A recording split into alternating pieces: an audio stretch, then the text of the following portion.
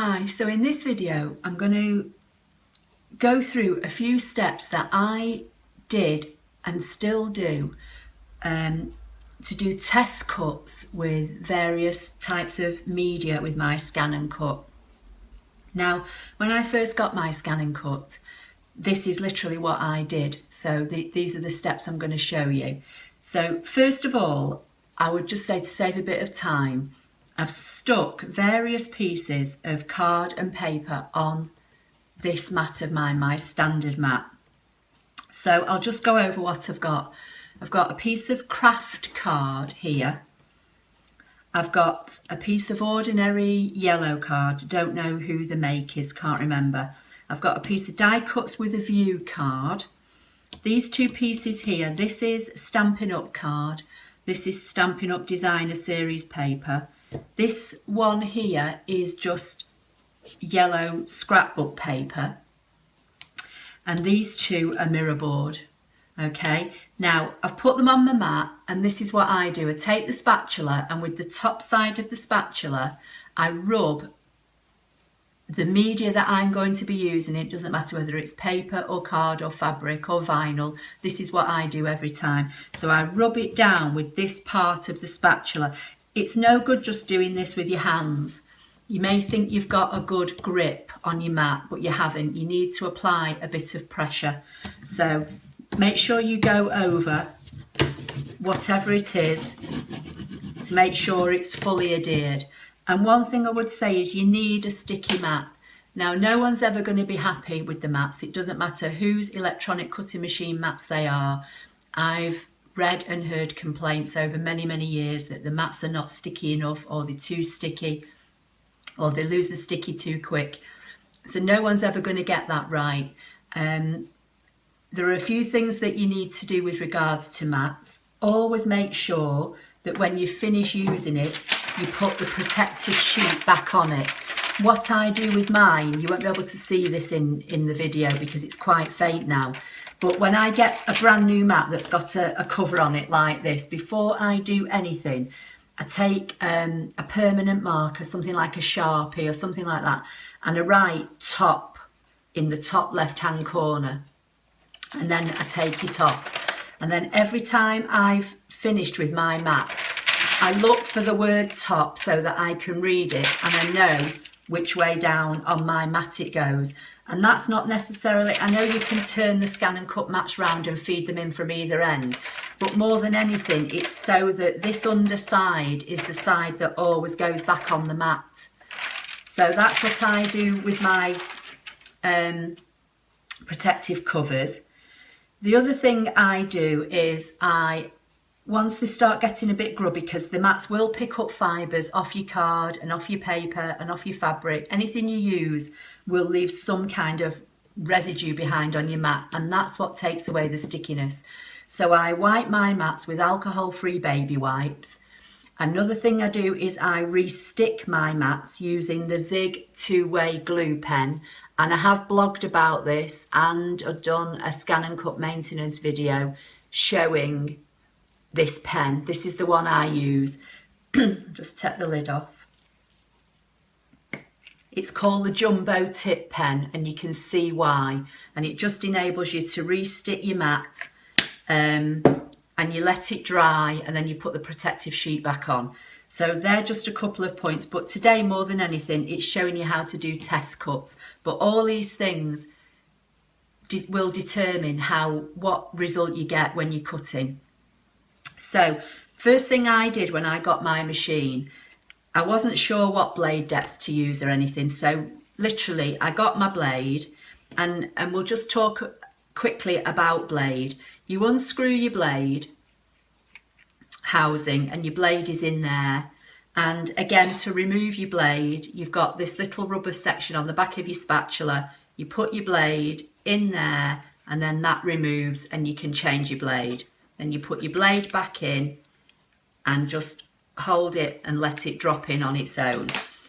And then it's a good idea to unscrew this from time to time, because you will pick up bits of fibres in here. I basically just hold my holder and I get the lid and I tap like that, and any bits kind of drop out. So when you're putting this back on, you have to apply a little bit of pressure. It just doesn't screw on its own. You have to push it in to get it going the first few turns until it grabs. And then you need to turn it, I'm trying to do this backwards, all the way as far as it will go. And it will go past 12. And then you turn it back to set your blade. So if I want to set my blade on 4, that's what I do. And you can barely see the blade sticking out of the end. So what I did when I first wanted to cut a piece of card, I took a piece of card, this is the same as I've got on the mat here. I kind of placed it there and looked to see whether I could see the blade coming above the card. Yeah, so that's the first thing I did. And that kind of gave me an indication. If the blade was up, I'll turn the blade up high. So the blade's on 12 now. Don't know if you can see it. So if I put this card against this blade now, you should be able to see that the blade protrudes well above the card. So I know obviously that's far too deep. So I'm going to wind it back to 4. Okay, and for this experiment, I would just like to mention that this is the first mat I got with my machine and the first blade. So both of these now are over 10 months old. So I'm going to leave the blade on 4 and I'm going to put it in my machine. I'm going to load my mat and then I'm going to show you how I went about doing test cutting on my machine. Okay, I've moved the camera angle now so hopefully you can see it better, because I was struggling with the light. But the problem is now I'm very close to the camera, so you may see my hand getting in the way, but I'll try and keep it out as much as possible. So basically, this is the screen that you get to. Once you've turned your machine on and you've said OK and the blade sets itself, you get to this screen and you've got pattern or scan. So we click on pattern and test cut is here right at the top. So you click on that, and then if your machine software is up to date, you'll have 4 shapes.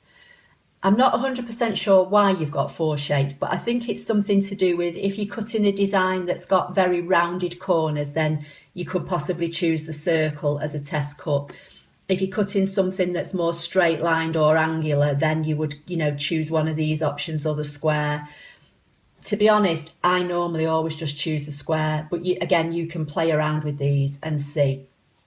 So for this exercise, I'm just going to choose the first option, which is a square. It comes on at a default size. You don't really need to touch that, and say set. And that puts a tiny little square in the top left-hand corner of the screen here. Okay. And then what I'm going to do, I'm going to choose one shape and I'm going to cut the same shape on each of the pieces of the media to show you. So I'm going to go to add, into the patterns, I'm going to go into here and I'm going to choose the flower, and I'm going to take the size down to about 1.5 inches because some of my bits of card are quite small.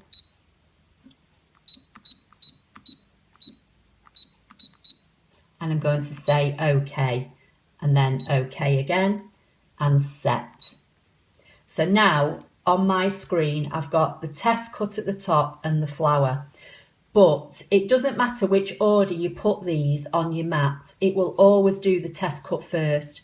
So if you load your mat up with, several different designs and then you think, oh, I've not done a test cut, you can go back into the patterns, go to add and go back to the patterns.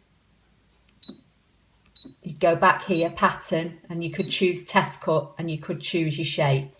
Okay, so I'm just going to go back to where I am now. And then it will always cut your test cut first.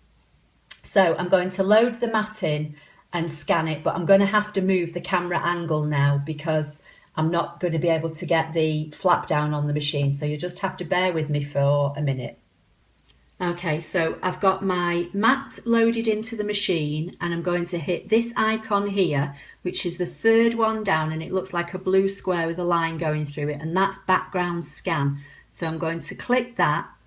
click go and let the machine scan the mat with all those various pieces of card and paper.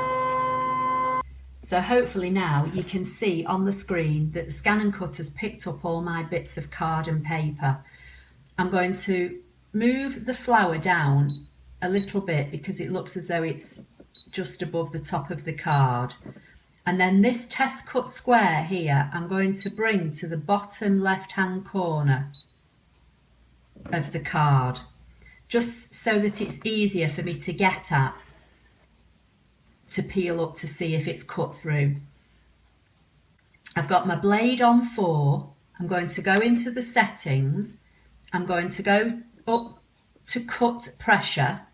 Now my cut pressure's on 2. If you're not sure what pressure to put them on, if you click on any of these plus or minus buttons, and if you see a number that's in a black box, that's the default setting for the machine. So like here, the draw speed shows us 3. That is the default factory setting for the machine. The default factory setting on the cut pressure for this machine is 0. Now, I normally always have mine on about 2 or 3. So I'm going to leave mine on 2 for now, and I've got my blade on 4. I'm going to say OK, but you could start off with 0. This is all trial and error, and this is what you need to do to play about with your machine to get to know how it cuts. So just to reiterate, I've got my cut pressure on 2 and I've got my blade on 4. So I'm going to say OK and cut and press go. Now, straight away you can see it's done the test cut and it's stopped. It's not cut the flower. It knows just to do the test cut first. So what I would do, I would lift up the card and see if it's cut clean, and it has. So what I would do then is click on quick cutting, back here, return. The test cut is highlighted, so I would click on this top box and hit delete and say OK.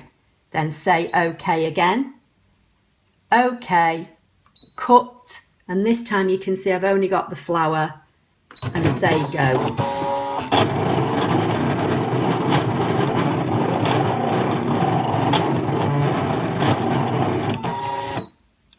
And then hopefully that should have cut the flower, and it has, but I'm not going to remove anything at the moment because I want to move on to the next design.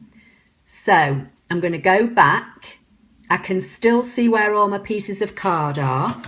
I'm going to move this onto the craft card. I'm going to go to add, back to patterns, test cut, choose the square, say set. It always comes on in the top corner, so I'm going to drag it to the bottom of this piece of craft card that's on my mat. And this time, before I do anything, I'm going to take the blade up because this craft card I know is thicker than this yellow piece I've just cut. So I'm going to take it up to 5. I'm going to say OK, cut and go. And this time it will cut the test cut in the craft card. I'm going to peel up the corner and I can see it's cut through. So I'm going to say quick cutting, cut. Oh, in fact, I'm going to go back, go here. The test cut still highlighted, hit the bin and say OK. And OK, OK again. Cut, because I've just got the flower, and cut.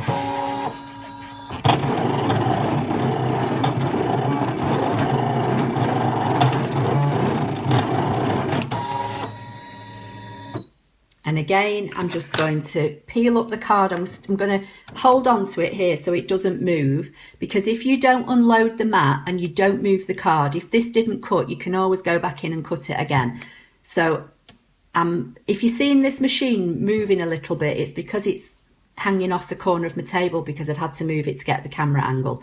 So I'm just going to hold this piece of card in place and with my spatula just lift up and see if it's cut through, and it has. So now I know that one's okay. So I'm going to move on now to the next pieces. But what I'm going to do, I'll move on to the Stampin' Up card and I'll do the mirror card, because I don't think you want to see me sit and go through all these different individual bits. So I'm going to say, okay, go back, add, test cut, choose the square, set. This time I'm going to bring the test cut down here, going to get the flower and move that down here. I'm going to say, okay, cut, and hopefully this time it's going to do my test cut in my Stampin' Up card. Don't know if you can see it on the camera, but it is here. Going to peel up the card if I can. Stuck that well, I can't get underneath it. That one's cut through, that one's on 5. That might have been far too high for this card actually. So what I'm going to do, I'm going to take the blade down to 4.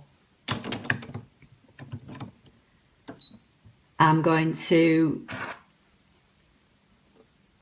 go back, remove, select the test cut, send it to the trash, say okay, okay again, and I'm going to cut the flower. But this time, as I say, I did the test cut on 5 because I forgot to change my blade. I'm just going to cut the flower on 4 and we'll see if it cuts. I think it will.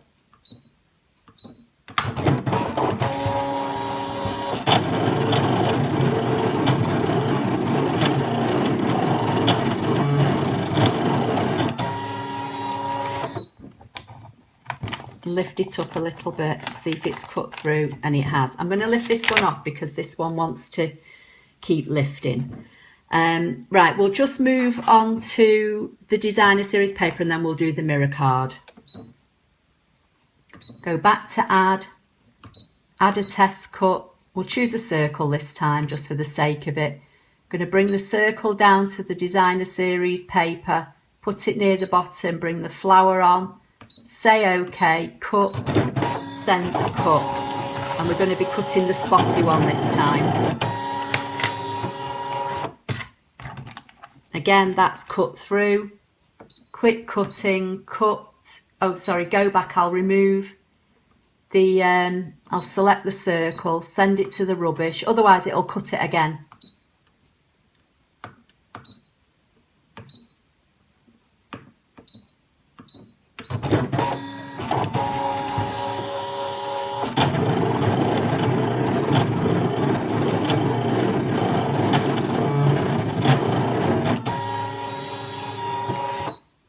Okay, and then on the last two, just going to move out a little bit to see if you can see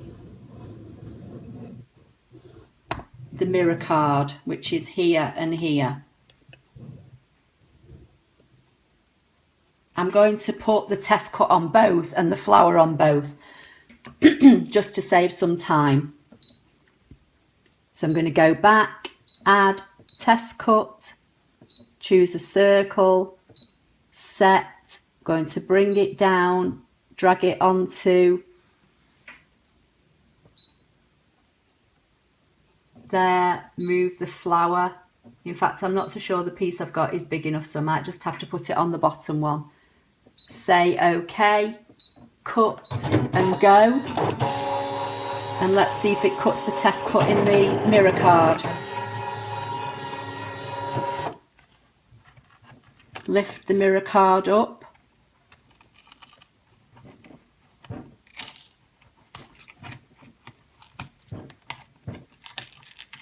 And that's cut through. So we'll say quick cutting. We'll go back, we'll delete the circle.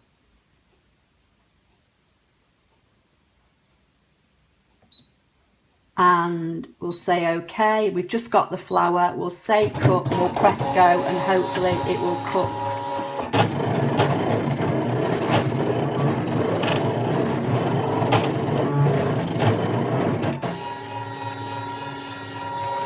Right, I'm just going to unload this and move the camera, and then I'll show you I'll show you this mat with all these bits still on it. Okay, so I've unloaded the mat and I've still got all the bits and pieces left on it. So here's the yellow card with the test cut nice and clean and the flour. So that's the first one.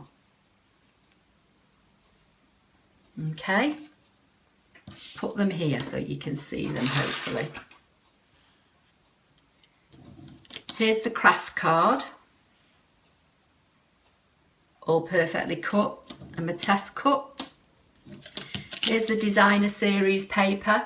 Now, I've had comments from people telling me that they can't cut Stampin' Up card or paper, so I'm not sure if this is any help to you or not. And there's the design again, and it's test cut. Here's the designer series paper. This is Stampin' Up double-sided designer series paper. And again, there's the test cut. Just got a little, I pulled a thread there. There you go. So there's that. And there's the test cut, which was a circle this time, tiny. So tiny you can hardly see it. Okay, and here's the mirror board. I